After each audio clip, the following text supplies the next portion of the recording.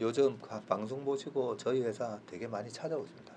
찾아오시는 분들 제가 일일이 다 상담을 해드리다 보니까 진짜요? 네, 그 말씀하시면 진짜 많이 찾아가실 것 같은데 큰일 났네. 그 목에 좋은 거 뭐라도 하나 사갖고 가십시오. 네. 그래서 요즘은 시간을 정해놓고 좀 모아서 아, 해드리고 네네, 있고요. 네네.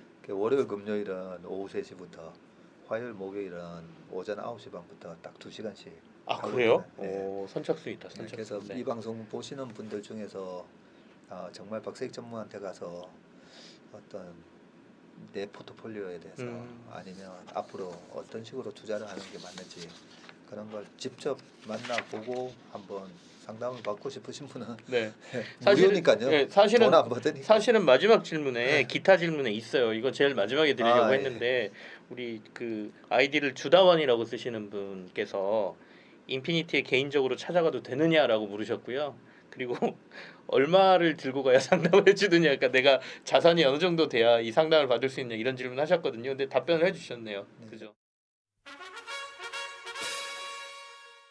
이분이 사연을 올려주셨는데 조금 안타까워요. 2018년도에 코스닥 레버리지 ETF를 국민은행에서 가입을 하셨대요. 네네. 그 당시에 은행들이 많이 팔았거든요. 네, 맞습니다. 그래서 5천만 원을 투자하셨는데 이게 거의 뭐 코스닥 지수 하도 등락했잖아요. 네. 그래서 거의 다 잃고 있다가 최근에 돼서야 한 반 정도까지 회복을 했다. 근데 우리 박 전무님께서 지수가 3천까지 간다고 하니 이걸 계속 들고 있으면 본전 이상에 갈 수 있겠느냐, 아니면 지금이라도 손절을 해야 되겠느냐라고 물으셨거든요. 네. 어떻게? 예. 그 코스닥 레버리지 ETF 같은 상품에 몰빵하는 네.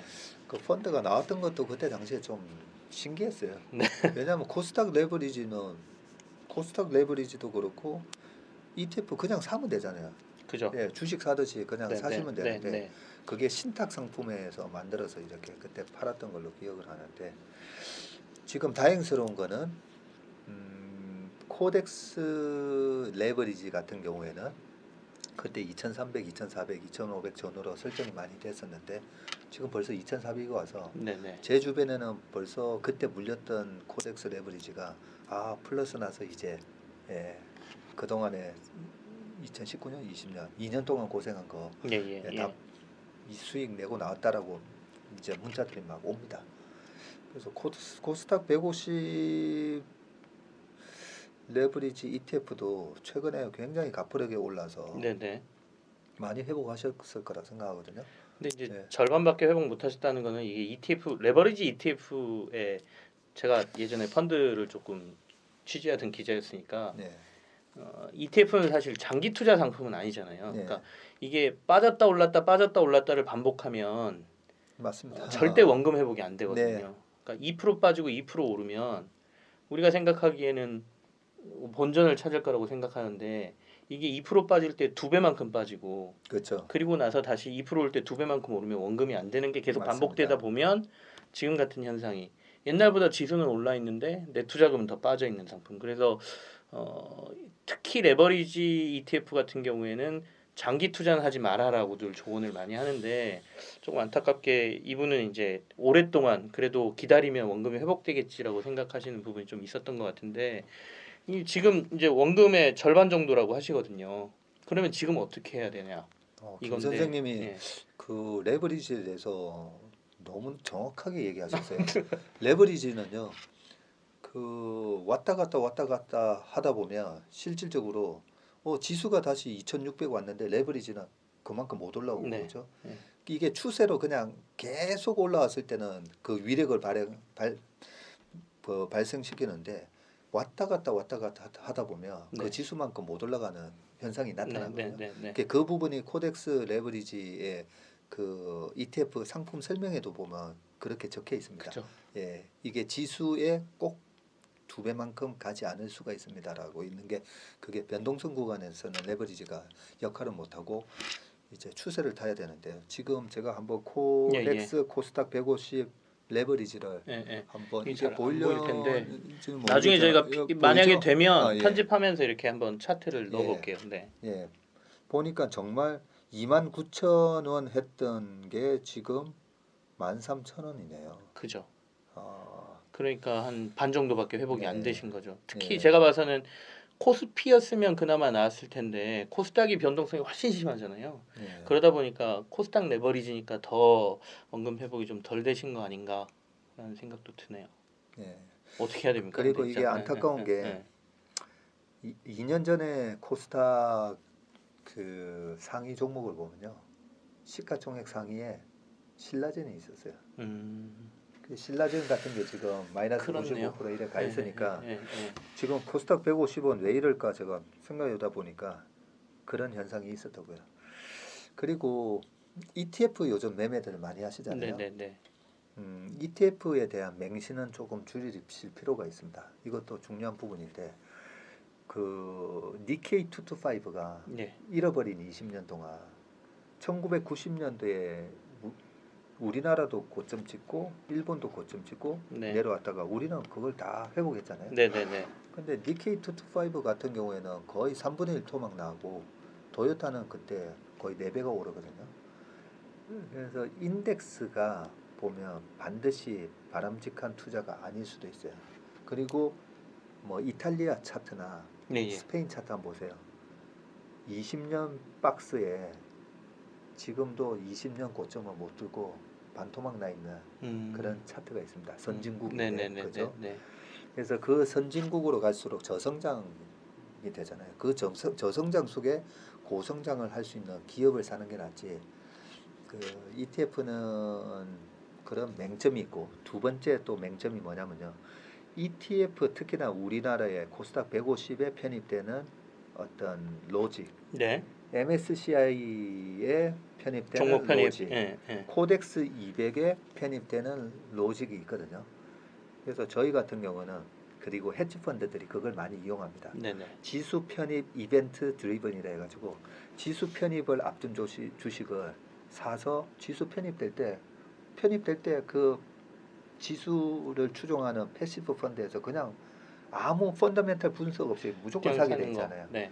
그래서 최근에 보면 헤지 펀드들이 그렇게 미리 사서 같이 쫙 올려버리고 MSCI 코리아에 편입되는 날 외국인들이 왕창 살 때 거기다가 때리고 나와버리거든요. 그래서 실질적으로 MSCI 코리아 ETF의 수익률이 안 좋아요. 예, 그런 맹점이 있거든요. 네네네. 그걸 우리가 잘 활용을 하는 수도 있지만 그 ETF에는 그렇게 펀더멘탈 안 보고 그렇게 비싸고 신라젠 같은 걸 위해서 그냥 편입하는 그런 맹점이 있다라는 걸 이번에 좀 기억을 해주시면 좋을 것 같고요. 코스닥 150은 네네. 이거는 뭐 제가 뭐 어떻게 해야 될지는 모르겠지만 그 코스닥은 아까 그는 계절성이 있다 했잖아요. 예. 그 1년 내에 9월, 10월, 11월 달은 약하고 12월부터 그 다음 4월까지는 올라갈 확률이 거의 90%가 넘어요. 네네네. 저희는 뭐 그런 것도 이용을 하는데 그래서 비중을 이번에 9월 초 정도까지는 비중을 조금 낮추셨다가 제 생각대로 10월 말에서 11월 달까지 눌림목을 주면 그때 다시 들어가시는 것도 좋긴 할 것 같은데 이거는 참 어려운 데랍니다. 만약에 ETF만 보고 저희가 이 레버리지 ETF만 가지고 운영을 하신다면 방금 전에 말씀하신 조언을 조금 고려하실 필요가 있겠다 싶고요. 안 그러면 다른 대안을 찾아서 가시는 것도 그러니까요. 그죠. 예. 그러니까 제가 봤을 때 아까 삼성전자 얘기도 하셨고 네. 그러니까 이게 사실 잘 모르면 지수상품 투자하고 은행에서 얘기한 거 따라가고 이러는데 그러니까 그런 것들을 잘 고려하셔서 오늘 다른 분들 질문하시는 것도 많거든요. 그러니까 여기 ETF 질문하셨던 분들은 다른 것들까지 같이 들으시면서 종합적으로 판단을 해보시면 어떨까. 굉장히 조심스럽게 지금 박 전무님께서 이 예. 코스닥 레버리지 ETF에 대해서는 말씀을 좀 해주셨는데 네. 어쨌든간 ETF는 말씀하신 것처럼 그런 특징들이 있으니까 조심하셔야 될 부분이 있다라는 점만 좀 주목하시면 될 것 같고요. ETF 질문하신 분이 또 한 분 계세요. 토니 유라는 분이 이분은 반대로 인버스에 투자를 하셨대요. 그러니까 레버리지 ETF는 상승에 투자를 하는 거잖아요. 예. 레버리지 ETF는 이제 그러니까 그 상승분의 곱하기 네. 2배나 뭐 1.5배 이렇게 가는 네. 상품이고 인버스는 시장이 빠지는 거에 베팅하는 그러니까 시장이 빠지면 오르는 ETF잖아요. 그래서 코스피 2200에 인버스에서 물렸다라고 했는데 그래서 이제 그 레버리지를 매수해서 탈출을 하고 싶은데 네. 이게 괜찮겠느냐 이런 질문이시거든요. 예. 그 제가 우리 직원들한테 이런 네네, 얘기를 합니다. 네네.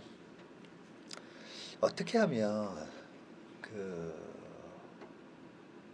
시장이 빠지는 걸 예측을 네, 해가지고 네, 네, 네. 예, 그 위에서 팔고 밑에서 다시 사고 뭐 이렇게 할 수 있을까? 네. 뭐 이런 것도 많이 저희가 엄청 분석을 했는데 그거는 신의 영역이구나.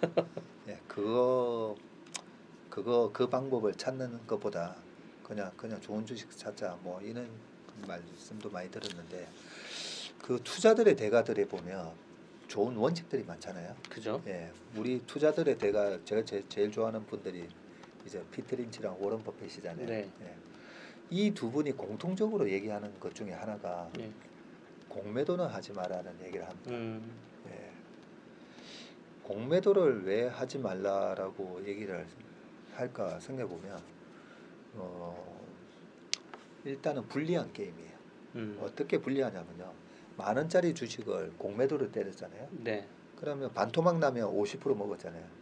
근데 10,000원짜리 주식을 공매도를 때렸다가 20,000원이 될 수가 있고 30,000원이 될 수가 있고 40,000원이 내 원금에 100%, 200%, 300% 계속 터질 수가 있는 게 공매도이기 때문에 먹을 수 있는 거에 비해서 터질 수 있는 그래서 이게 수익과 손실의 비대칭성이라고 하거든요. 예, 예, 예. 손실 났을 때 터지는 게 너무 크다는 거죠. 그래서 공매도는 하지 마라는 얘기를 해놨는데요. 또 하나는 저는 어떻게 생각하냐면 우리가 저희 회사도 공매도 안 합니다. 예. 안 하는데 떨어지는 거에 베팅을 하는 거잖아요. 인버스도 그죠, 마찬가지고. 그죠. 예. 그래서 저는 남의 아픔에 베팅하는 으로 거. 수익을 내는 거잖아요. 네. 그러면 이제 인버스를 예를 들자고요. 최근에 이제 인버스를 많이 사셨잖아요. 예. 그 저도 어떻게 보면 뭐 한번 떨어질 수도 있으니까 뭐 지금 2,400에서도 그죠? 지수가 떨어질 수가 있으니까 인버스를 하나에 뭐 떨어지는 거에 대한 베팅으로 뭐 할 수도 있잖아요. 할 수도 있는데 이번에 밑에서 1,500대부터 1,800까지 올 동안 인버스를 매수한 금액이 꽤 크더라고요. 예. 그걸 이제 도대체 저희 이제 상담하러 오신 분 중에 도대체 이 인버스는 어떻게 사시게 됐습니까? 라고 들어보면 뭐 이런저런 이유로 많이 추천을 받아서 샀다라고 하는데 결국은 1,100 갈 것 같아서 이제 샀다라는 얘기가 많거든요. 1,100까지 가는 상황이면 우리나라 경제가 얼마나 심각한 상황이면 1,100을 가겠습니까? 그죠? 그래서 경제가 망가지는 거에 대해서 그만큼 경제가 망가지면 수많은 사람이 실직을 하게 될 거고 수많은 기업들이 도산을 하게 될 거고 거기에 베팅을 해서 내가 돈을 버는 거잖아요.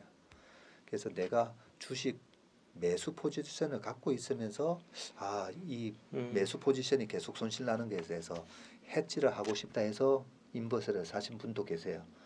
그런데 그게 아니라 나는 떨어지는 거에 베팅해서 먹을 거야. 네네. 네, 그거는 한번 생각을 해보셔야 되는 부분이고요. 그래서 제가 그 1998년 IMF 때를 배경으로 만든 국가 부도의 날이라는 영화가 있잖아요. 그 영화는 저도 보고 저희 애들 보고도 보라 해서 우리나라가 이런 적이 있었다라는 걸 기억하게 만드는데요. 그 영화에서 딱 아쉬운 점 하나는 그때 떨어지는 거 베팅해가지고 제 주변에 떨어지는 거 베팅해서 돈 번 사람 없습니다.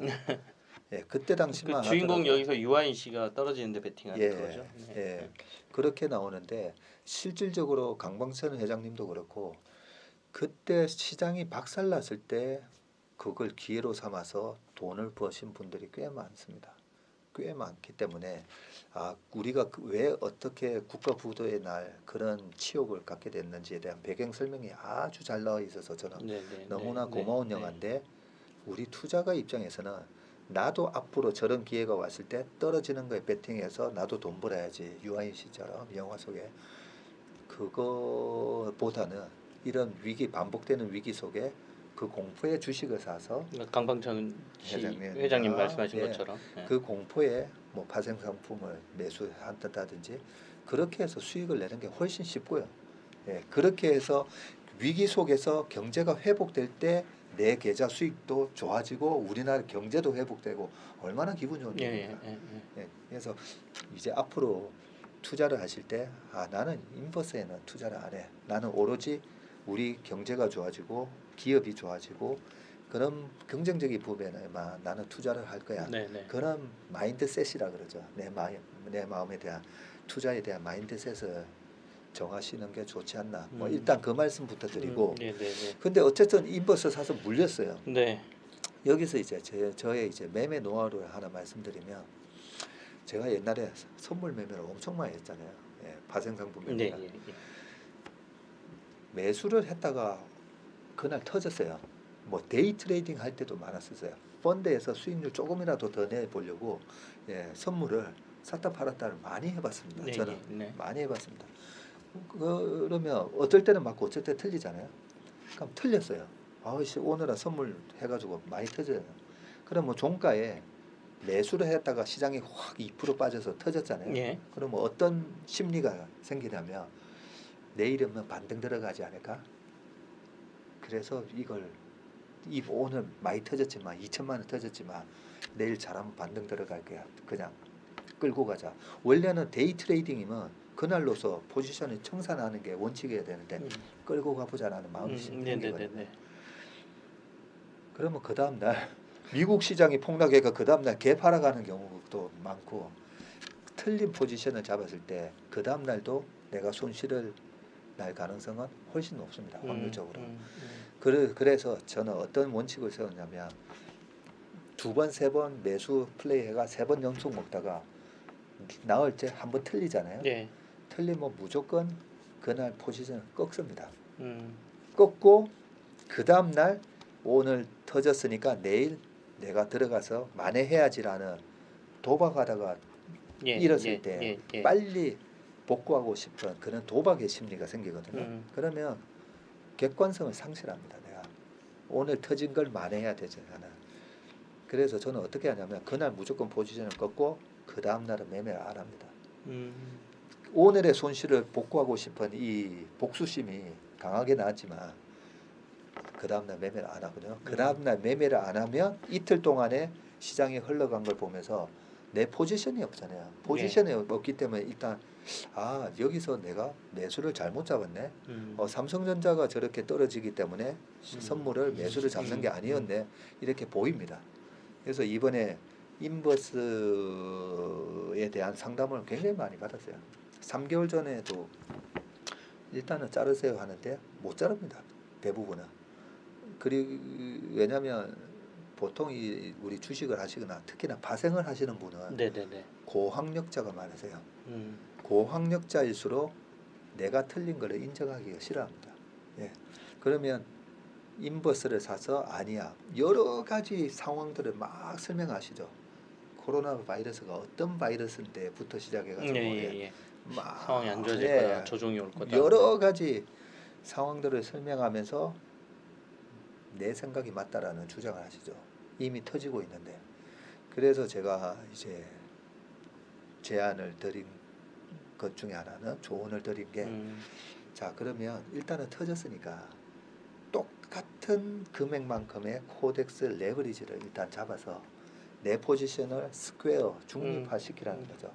중립화 시켜놓고 보면 내 마음이 진정이 되고요. 객관화된 시각으로 시장을 바라볼 수가 있거든요. 네네. 그렇게 많이 하셨다면 예. 그때 1850에서 레버리지를 꽤 많이 들고 있는 법인한테 제가 이 조언을 드렸는데 그러면 30억 정도의 레버리지를 인버스를 갖고 있는데 30억의 이제 레버리지 샀잖아요. 네. 중립화됐잖아요. 네네. 그러면 인버스는 계속 이제 떨어지는데 인버스는 30억이 이제 20억이 됐잖아요. 20억에서 1% 떨어지면 이제 2천만 원을 손실 나게 되죠. 그죠. 자, 그런데 30억만큼의 레버리지를 샀잖아요. 근데 지수가 또 올랐잖아요. 예. 그러면 40억이 되고 10억 떨어지니까 40억이 됐다 치자고요. 그러면 이 40억이 지수가 1% 올라서면 아까 인버스는 2천만 원이 네네네. 손실 나는데 40억에서 1% 1%로 올라가면 4억, 4천만 원을 네, 벌게 4천만 원. 되죠. 예. 그래서 이게 시장이 어느 방향으로 가든 올라가는 이 상황이 됐으면 인버스는 벌써 20억이 돼 있고 레버리지는 40억이 돼 있기 때문에 그 상황을 탈출하고 이제는 시장이 올라가는 걸 중립화 시켜놨는데도 시장이 2,400 올라갔을 때 이제 즐길 수 있는 포지션이 이미 돼 있는 거죠. 네. 그래서 제가 그때 일단은 레버리지로 중립화 정 안 되면 중립화라도 시켜라. 예. 지금도 마찬가지입니다. 네네. 네. 지금도 여기서 내년이 아니라 지금 바로 3,000원이 갈 수도 있는 거고요. 네. 지금도 똑같아요. 지금도 2,400에서 일단은 레버리지를 사서 스퀘어를 만들어 놓으세요. 그 이후에 과정은 똑같은 과정이 벌어집니다. 똑같은 과정이 벌어지고 만약에 이제 샀는데 2,200까지 조정이 왔잖아요. 2,200까지 조정이 오면 이제 인버스 손실은 줄어들면서 레버리지가 이제 손실이 나게 되죠. 네네네. 이때 2,400부터 2,300, 2,200, 2,100, 2,000까지 정해놓고 레버리지 포지션을 계속 늘리세요. 예. 왜냐하면 시장은 설사 시장이 꺾어지더라도 종합주가지수가 이렇게 꺾어지지는 않습니다. 왜냐하면 주식을 못 채운 사람들이 너무 많고 인버스 포지션이 많기 때문에 떨어질 때마다 이 매수가 막 들어오거든요. 네네네. 그래서 그냥 이렇게 절대 안 빠지니까요. 2,300, 2,200 될 때마다 나는 레버리지 포지션을 기계적으로 더 늘리세요. 더 늘리다 보면 레버리지는 마이너스 10%가 나도 내가 계속 물타기한 효과 때문에 마이너스 한 5%가 될 거고 예. 인버스에서는 이제 10%를 그나마 벌었잖아요. 그러고 나서 다시 반등이 들어갈 때 아까와 같은 비슷한 현상이 일어나는데 이미 레버리지 포지션이 더 늘어나 있기 때문에 그때 가서 이제 레버리지 포지션을 잡고 있는 상황이기 때문에 시장이 강하게 반등 들어가면 그래 인버스 잘라버리자라는 그런 용기가 생길 수가 있죠. 뭐 되게 재밌는 방법. 제가 보기에는 약간 신박한 방법을 소개를 해주신 것 같은데 이 토니 유브는 제가 뭐 질문만 가지고는 명확히 파악이 힘든데 인버스에 물려서 인버스 포지션을 정리를 하시고 레버리지로 갈아타신 것 같은 느낌이 조금 있거든요. 근데 이제 네. 전무님께서 말씀하시는 거는 이거를 같은 포지션으로 중립화 시킨 다음에 시장 상황에 따라서 뭐 인버스가 좀 이렇게 손실이 많이 나기 시작하면 레버리지를 더 늘리던가 네. 아니면 시장 상승이 돼버리면 당연히 레버리지 포지션이 올라갈 거니까 올라가니까요. 탈출하기 좋은 방법이 될 거다 이렇게 말씀하셨으니까요. 네. 뭐 한번 적용을 해보시고 혹시 또 다른 질문이 있으시면 뭐 저희가 또 한번 이런 기회를 마련할지 모르겠지만 또 질문해 주시면 거기에 대한 답변을 더 드리겠습니다.